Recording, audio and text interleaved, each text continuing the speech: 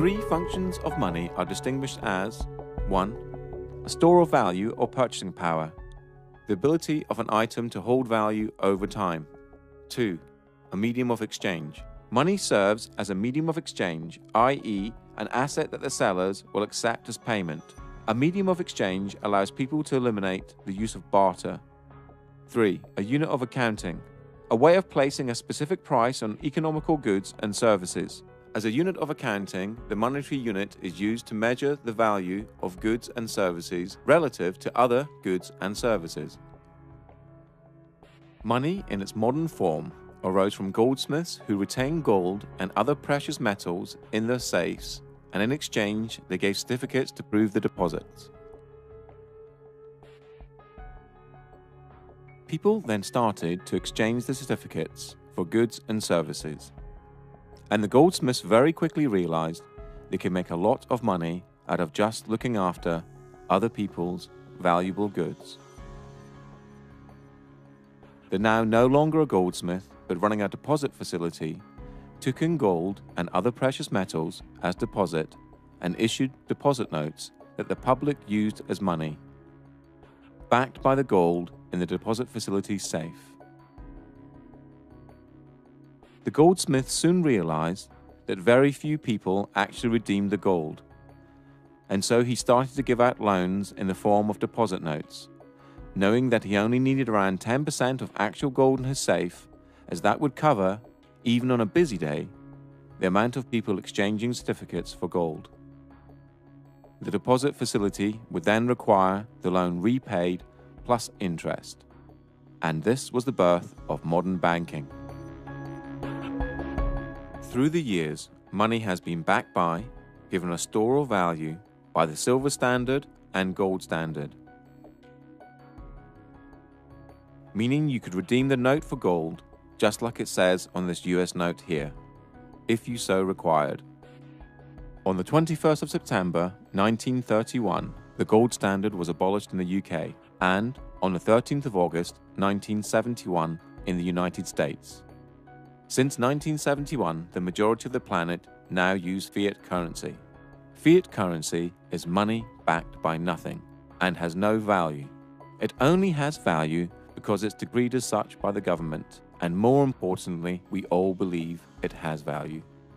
The only entities that have the legal authority to create money are the Treasury and the banks, and they create it out of nothing.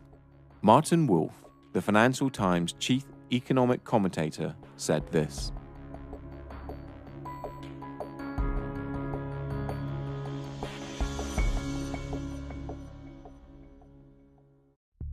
only 3% of money is physical and 97% is electronic, and this electronic money is completely controlled by the banks. To repeat again, the banks create money out of nothing and then lend it to you and ask you to work using the most precious commodity on the planet, your human energy, to pay back the loan plus interest. Money is essentially a claim on human labor and can also be defined as debt. A debt is created for you to pay back. So why don't the banks just print money and get rich that way? Well, because they need you. They need you to create a promissory note in the form of an agreement. A promissory note is a species of money, and when you complete and sign the agreement, the document now has value, just like a banknote. So, at the heart of money lending is a massive fraud.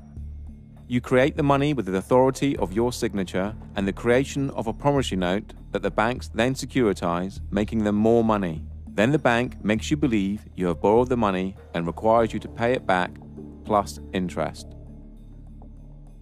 Please remember this when you get to the section about debt later on in this documentary.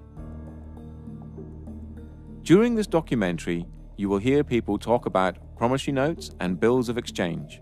A promissory note is a promise to pay and is created by you, the debtor, and a bill of exchange is an order to pay and is created by the creditor. And they both have value.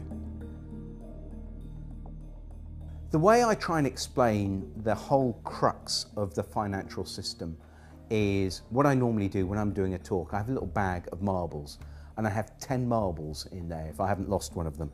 And so what I do, I sort of get the marbles out, show everyone, right, 10 marbles, put them back in the bag. I say, right, is there anyone here that can get 11 marbles out of this bag? And they're all looking at me like I'm mad. I say, well, that's how the banking system works. It's absolutely crazy because what they do, they create a certain amount of money, but then they want more back. But hang on, that interest that they want more back doesn't exist. It can never exist. So two things have to happen as a result.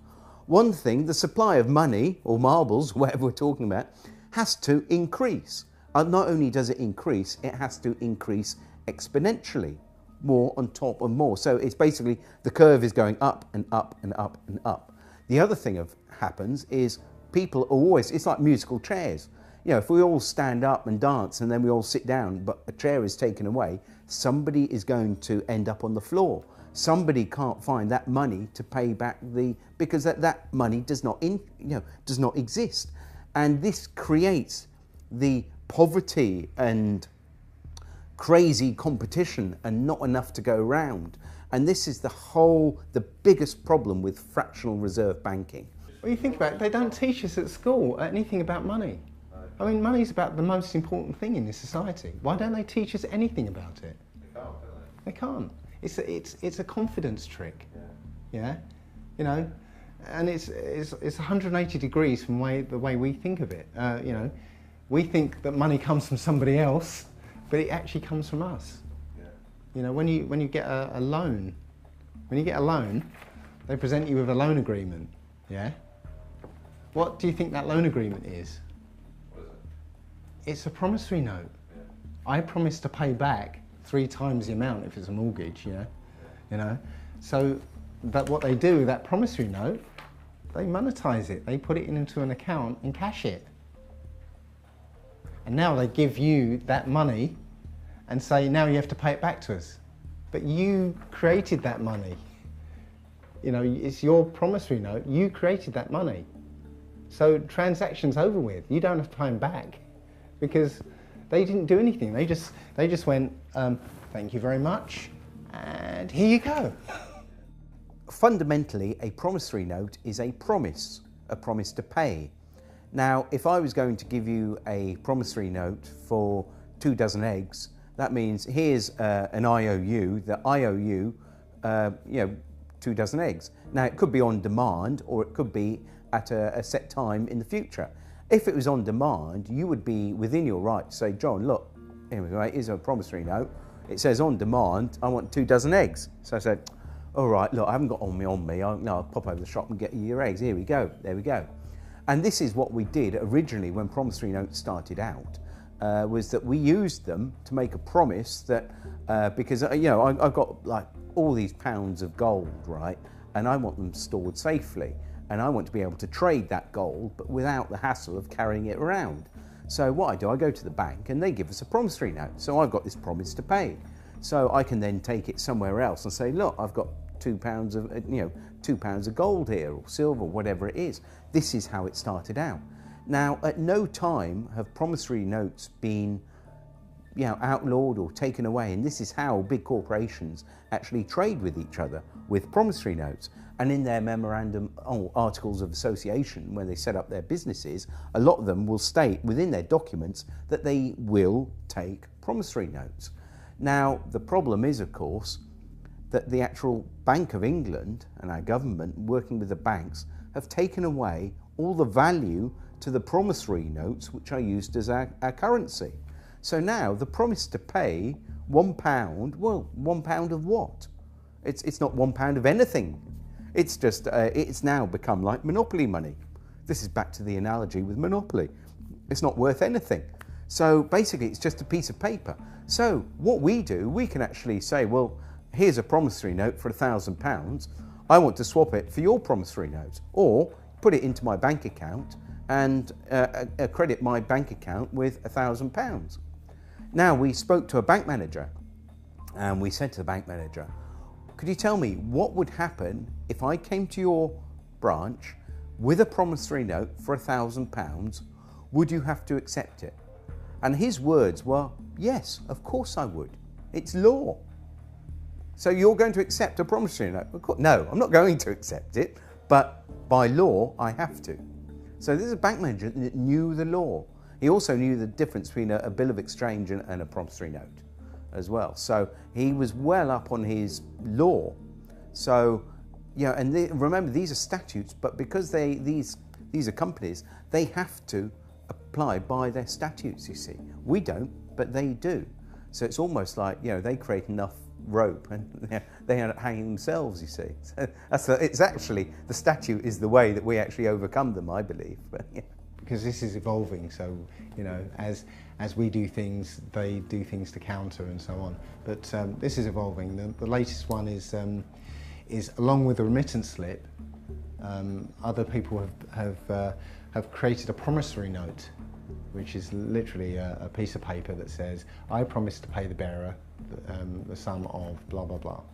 And you sign it, date it, and now that becomes a specie of money according to the Bill of Exchange Act. In fact, the money in your pocket is a promissory note. Somewhere it says, I promise to pay the bearer, and there's somebody's signature on it. And it's actually an invalid promissory note because it's not dated. Or actually, that's wrong. That's actually wrong. It's on demand, so it is dated.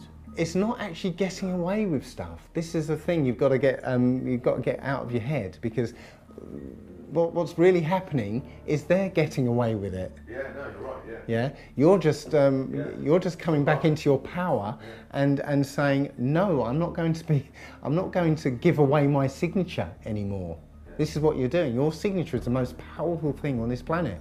Yeah, your signature is worth an unlimited amount.